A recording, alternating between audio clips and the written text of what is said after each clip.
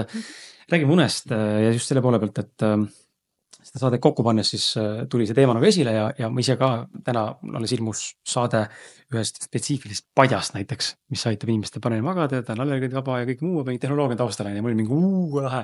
Ja ma täna magan selle padjaga tõesti seda ja mu une kvaliteet on tõusnud, ilma naljata. Ja ma olen hakanud häkkima enda und ka sellega, ma olen hakanud mingeid äppe kasutama, eks ole, vaatama, kuidas töötab, pannud mingid REM une järgi, mingid faaside järgi äratuskellasid, eks ole, et näha, mul oleks õige see tsükli lõpp on ju. Kurat, töötab. Ta töötab, noh, okei, mitte võib-olla 90 või 100%, väga palju ikkagi mõjutab seda, kuidas sa igapäevast elu elad, on ju. Aga tahaks korrata peatuka une poole pealt, miks see uni nagu nii oluline on ja mida sina teed mõne mõttes täna siis Meritina sellist, mis aitab hoida seda une kvaliteeti heana. Ja küsimus toob just selle poole pealt, sa mainisid ka biohackingut. Et noh, uni on lihtsalt üks suuremaid valdkondi, millega biohackerid mõne mõttes nii-öelda tegelevad igapäevaselt. Ja mulle tundub ka, et uni on tervise alustala. Väga alahinnatud mulle tundub tegelikult. Ja. Jah, sest et mis me praegu kõik teeksime, et saaksime selle lõunaune teha, mida me lasteaias ei tahtnud teha, on ju. Et selles mõttes täiskasvanud tegelikult lükkavad und edasi igat pidi, see on selle elektri pärast, see on nende ekraanide pärast, sellepärast, et meil on võib-olla mingeid tööülesandeid veel täita ja sinul on väike laps ja kui minu laps oli väiksem, siis ka see on ainuke aeg, kui on vaikus, sest et sa tead, et see lapse see esimene uni on hästi sügav ja et hommikul, kui sa üritad mingeid asju ära teha ja klõbistad seal, siis ärkas üles ja sul jäi just pooleli nagu kõige parema koha pealt, kui just tekkis see flow, on ju. Et see flow sai tekkida ainult õhtul.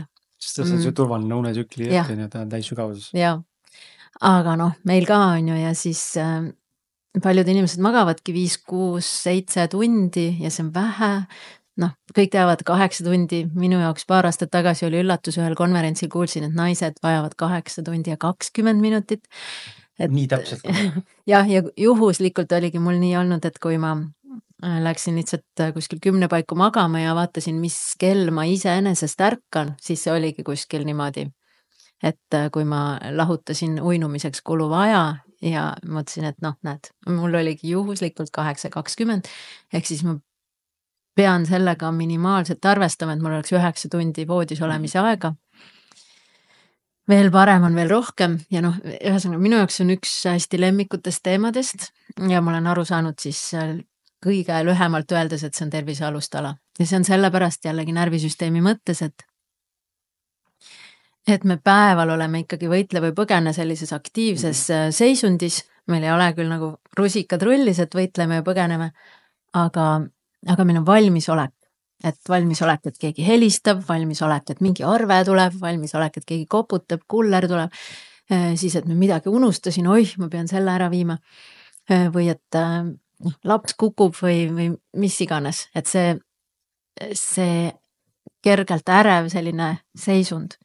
Ja siis une ajal on see parasümpaatiline närvisüsteemi režiim aktiveerub ja see on ülioluline, siis alles toimub seedimine, siis toimub reproduktiivfunktsioon toimib, siis toimib ise tervenemine. Noh, lastel toimib kasvamine ainult une ajal. Lihaste kasvamine toimub une ajal, on ju. Et noh, mälu, kõik see salvestamine, kuhu kasti mingisugune info läheb ja lihtsalt seda kõike teades. Noh, ja isegi inimesed on atraktiivsemad, kes on hästi maganud. Et seda, noh, ei ole silmaga näha, no mõnikord on silmaga näha, et nad on täitsa magamata ja täitsa väsinud, aga tegelikult, kui seda nii selgelt ei ole näha, siis inimesed tajuvad seda, et testidest on välja tulnud, et inimesed märgivad, et need on atraktiivsemad, kes on maganud lihtsalt paremini. Ja noh, selliste peensusteni välja, siis hea uni tagab selle, et me tajume ära, millal kõht saab täis või millal kõht läheb tühjaks. Muidu lähevad need hormoonid sassi ja me võime süüa, tunda ikka rahulolematuna ennast või rahuldamatuna. Et selles mõttes väga-väga palju põhjuseid on hästi magamiseks. Ja nüüd on see, et kuidas. Kui sa selle küsimuse mulle juba ette kirjutasid, siis ma lihtsalt jälgisin ennast ja vaatasin, et väga häirib, kui kass on meie toas, et kassid on ööloomad, on ju, ärge võtke endale kassi, kui te olete väga tundliku unega või kui teil ei ole kassi kuskile mujale ruumi saata, meil on õnneks selline küttesüsteemide ruum on majast väljaspool, et siis ta mõnikord läheb sinna, kui tal on nagu see periood, et kell 4 öösel on hommik nagu ja siis ta nagu jookseb ringis, ta tahab teki all liikuda, tunneleid teha ja nii edasi, et noh, siis on lappes. Ja siis mind häiris isegi tema see limpsimine seal, keset ööd on lihtsalt vaja ennast nagu lihtsalt limpsima hakata. Kassid pesevad ennast, ma ei mäleta, kas 2 või mingi 4 tundi päevas. Et siis, jah, et see siis toimus ja kasside jaoks on niisugune rahustav sotsiaalne tegevus, kui nad tunnevad ennast hästi ja turvaliselt, hea seltskond, see hakkab ennast pesema. Ja siis tema hakkas öösel ja mõtlesin, nii, Krisile ma ütlen, lakkuvad kassid, ei, nagu siis jah, ehk siis, et paikne peab olema, et see on nagu baasasi. Noh, siis teine baasasi on see unerütm, et sa ei lähe üks päev kell 9 ja üks päev kell 1 magama ja niimoodi, vaid et sa hoiad mingit maksimaalselt tund aega erinevust. Et minu keha, koer natskab. Minu keha on sellele hästi tundlik ja mul täitsa tulebki nagu mingi räige unekas peale lihtsalt. Ma ei tea, kas sul on lapsel nii olnud, et lihtsalt mängib ja siis magab seal samas põrandal. Et minu lapsel üks kord ainult seda juhtus, aga mõnel lapsel juhtub seda tihedamini. Et lihtsalt nagu jäi magama, nagu ups. No mul juhtub mehel seda isegi peaaegu, vaata. Et kui kell on ka nii palju, et siis tal on nagu et kui pimedaks läheb, siis mul ikkagi aju hakkab minema sinna unerežiimile ja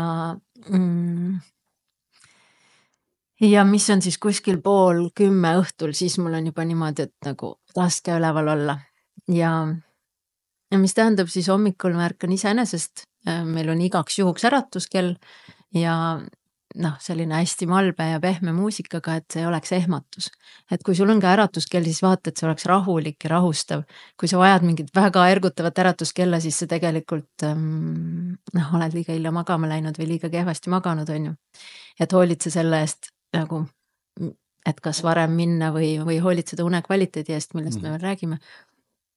Magneesium on üks asi on ju ka, kui ma sulle otsa vaatan ja mõtlen, mis sa mulle kotti panid, et seda siis õhtul 2 tundi näiteks enne magaminekut, kuigi see Contamo vist on mõeldud nagu terve päeva võtmiseks, et aga et sul oleks see magneesiumi tase olemas ja mitte igasugune magneesium ka, et kas siis Contamo magneesium või siis magneesium glütsinaat ja siis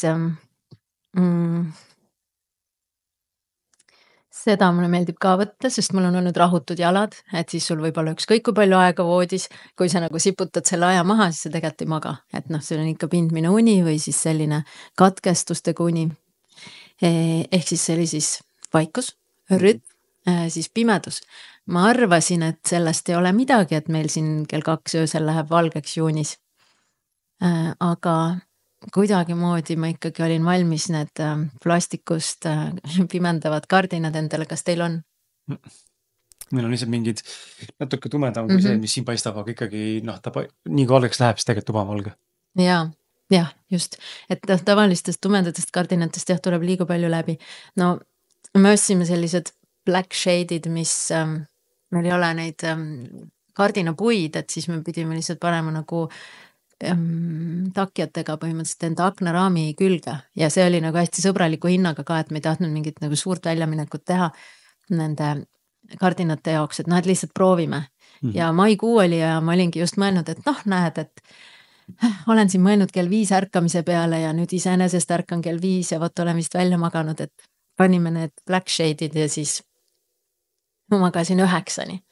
Mis tähendas, et ma olin iga päev nagu liiga vara ärganud enda jaoks lihtsalt sellepärast, et linnud, valgus, kõik see. Kas ta blokeerib siis nagu päevavalgus täielikult ära või? Jah. Et sul on tegelikult õues valge, aga tegelikult oleks toad nagu kott pime või? Jah, see on ideaalis. Ma olen ühe tuttava magamistoas käinud, nagu ta lihtsalt näitas meie elutubas ja meie magamistuba ja siis magamistuba oli nagu must auk, nagu päriselt mitte ühtegi valgust, et meil ikkagi nagu mingit kiirt tuleb nagu läbi natukene, aga põhimõtteliselt on väga tõhus, väga tõhus. Nii tõhus, et seal päeval ei taha ollagi seal magamistoas, vaata, sest see on nagu sükene pime urgas lihtsalt. Muidu meil on väga ilusate vaadetega ja väga nunnu magamistuba ja ka roosa, nagu sinu lemmikvärv.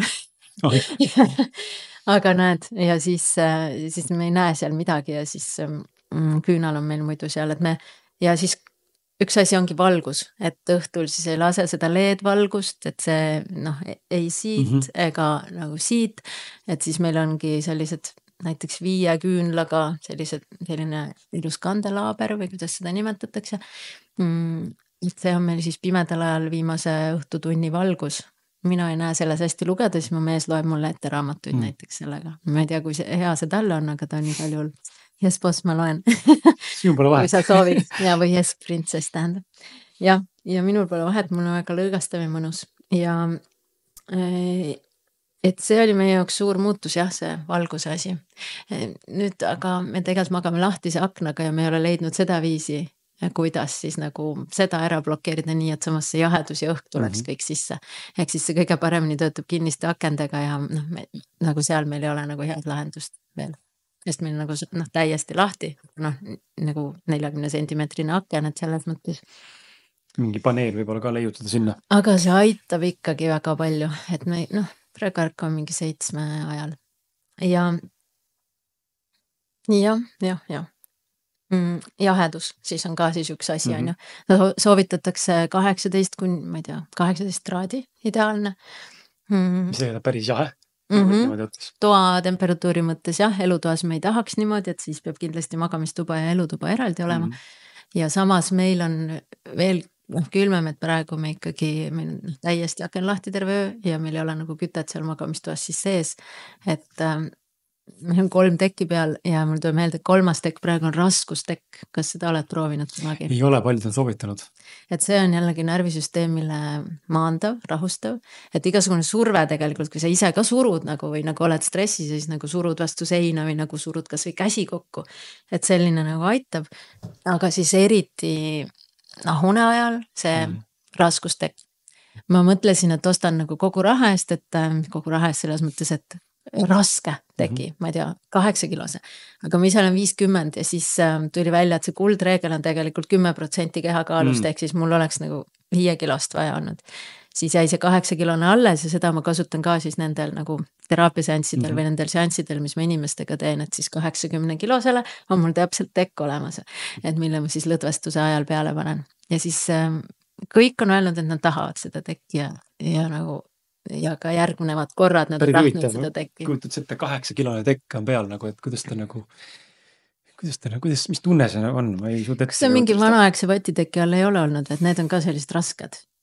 Niimoodi ei tule küll praegu meelde. Ma tabasin seda ära tegelikult, et mulle see võiks meeldida kosmeetiku juures, sest ta pani mingit tekke ja siis pani ühe vanaaegse teki peale nagu ja siis mul oli nagu nii hea, et aitäh, ja siis jah, tuled külla, saad proovida. Ja siis ühesõnaga võtsin selle siis enda kergusele sobiva teki, aga selle raskema all oli nii, et seal oli hoiatus ka, et nagu südameprobleemidega ära kasuta ja ma sain aru, miks on ja lastele ära pane ka. Et, surub hingest kinni kopsele. Jah, ikka surub ja kui ma öösel keerasin selle 8 kilose all, siis ma nagu ähkisin seal all, vaata mingi nagu asi on peal, nagu sa oled nagu kinni kuskil põhimõtteliselt, et seal juba tekkis peaaegu see tunne, just keeramise ajal, muidu oli väga minna. Et siis ma vaatasin teise, mulle liiga palju, see oli see põhjus, miks ma üldse siis vahetasin ja ostsin teise. Ja ehk siis see on praegu hästi mõnna ja see ulatub meie mõlema peale siis mehega ja siis selle all siis ägame. Ja samal ajal vaatan praegu sinu kõrval olevat koera, keda kaameras aega pea ripub, eks ole, üle pesase pesandale, väga väike 6 talle, aga enne norskas enne, neil on jumala suva. Silmad kinni ja lihtsalt magab, vaata. Neil on täitsa valge siin praegu. Aga ta on ka tegelikult ju, kui mingi krõps käib või keegi ja ta on koha üleval, tegelikult ikkagi väga hapra unega jah, et ma olen ka märganud, et öösel see kassi näite, ta magab meil puuris magamistoas. Võimatu on harjutada teda. Sest see annab temal annab turvalisust. Ja muidu võimatu eraldi on see, kui ta eraldi on, siis ta lihtsalt au kraabib, eks ole, klähvib, eks ole, ja võib-olla lasta ta nagu liisima ringi joosta siin öösel. Kuidagi nagu ei tee midagi, aga ma ikka ei usalda kuidagi. Otsustasime, et ta meil puuris ja siis mul on sama teema. Ma nii mõne mõttes nagu sügavunega, teistpidi hapraunega, kui laps näiteks. Ta magab meie samas toas, aga nagu toa tees nurgas. Oma tuba ka, aga ta ei taha seal magada täna. Ja siis nii, kui ta niheneb või teeb mingit hääl, ma olen kohe niimoodi. Ma tahtsin just öelda, see on see lapse vanema valveuni. Naine on nagu kott surnud. No üks partner, see on tavaliselt. Mina olen see, kes on kohe üleval ja koer hakkab pärast lakkuma, et mul on ka niimoodi, et issand jumal, kui vali see hääl on. Ja mõnikord pean ütlema talle, mina puuli juurde, et jäta järgi. Kõik, jäta, stopp. Siis ta vaatab otsa, kui oli näoga ja siis rohkem ennast ei lakku, aga see on nii intensiivne hääl, et ma ei suuda isegi magama jääda, see käib üle kõige seal vaikuses. et inimesed on nii erinevad, et see mõttes on täiega huvitav see teema. Ja siis kõrvatropid oligi mul, ma kuulsin, et ühed naabrid kasutavad kõrvatroppe, mõtlesin, milleks te magate aken kinni, te olete nagu lapsi ei ole, koduloomi ei ole, nagu ma ei saa aru ausalt öeldes, et see on nagu ebamugav tunne, kui midagi on kõrvas. Siis ta ütles, et ei, et nagu nii mõnna ja mõtlesin, jätsin lihtsalt nii ja siis kuskil mingi 8 kuu pärast ma olin nii, oota, mis tal olid kõrvatropid, aga ma proovin ka seda. Ma võtsin selle pärast kasutusele, et kui mu mees on kodust ära ja meil on mingisugune võib-olla 10 vahtrapuud maja ees ja need vahtralehed meie akna all nagu sahisevad öösel ja mul on niimoodi nagu sul sellega, et et kui laps või koer või niimoodi, et mis seal on ju, et kui mees on kodus, siis see on nii-öelda tema nagu minu alateadvuse jaoks, see on tema vastutusala ja ma ei kuule seda. Aga kui mina olen üksi kodus või lapsega kodus, siis mina kuulen nagu, mina vastutan järsku ja mul on nii, et oota, kes seal on ja siis selle pärast ma võtsin need kõrvatropid ja siis ma nagu nii hea magada. Ja kui ei viitsi neid kardinaid organiseerida, siis on ju need silmaklapid ka. Tessa? Taldrik on tühi. Koer sööb, taldrik on tühi. Mõtleme seda.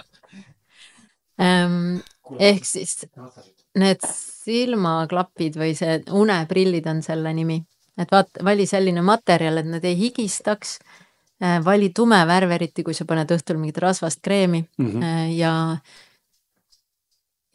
siis vaata, kuidas su ripsmetele mõjub, sest mul läksid ripsmed nagu sirgeks sellega, et vaata jälgi, need ripsmed võtavad jälle oma kaare sisse, minul vähemalt võtsid mingi aja pärast, aga et näed, kuidas sulle sobib või meeldib, sest et see on selline lisa, mis sellega kaasnes minu jaoks.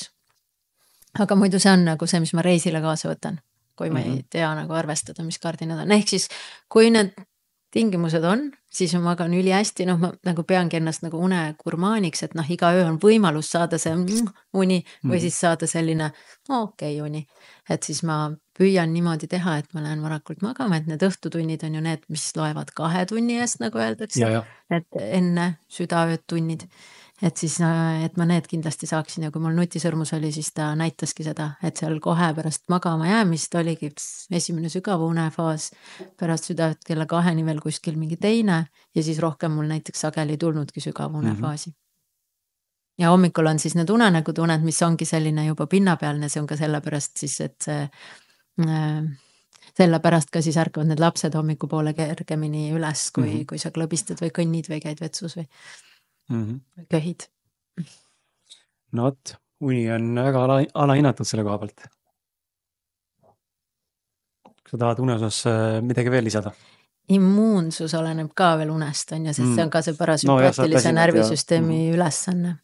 Ja lausa nii, et kui sul üks öö jääb vahele, siis sul aasta pärast on samal levelil immuunsüsteem, mingite juutude järgi, eks.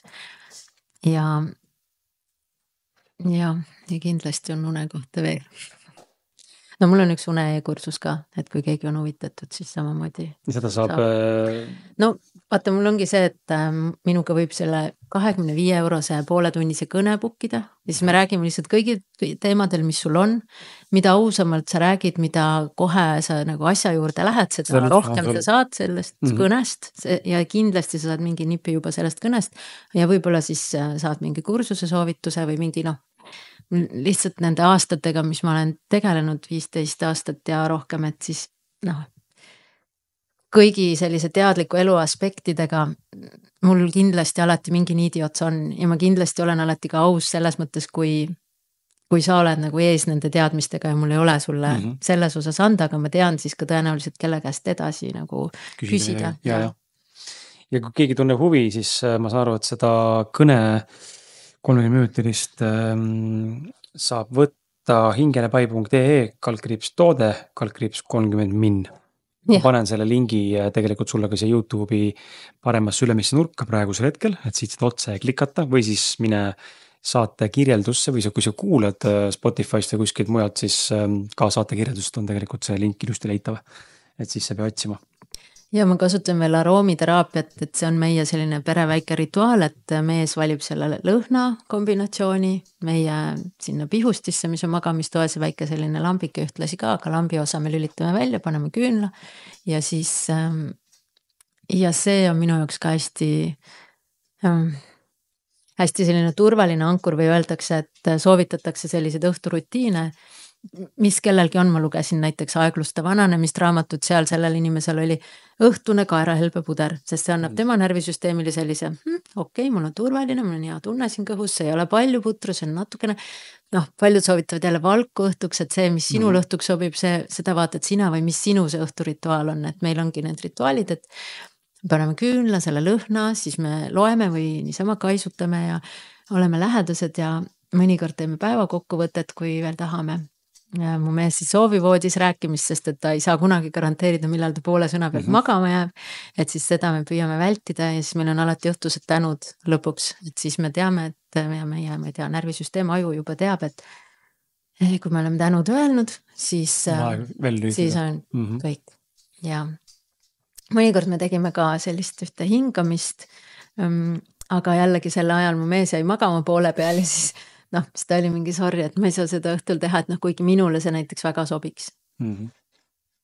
Ja ma saan üksi teha ka, aga see hingamine, mida meie tegime, oli natuke liiga selline koomiline üksinda teha, ütleme nii.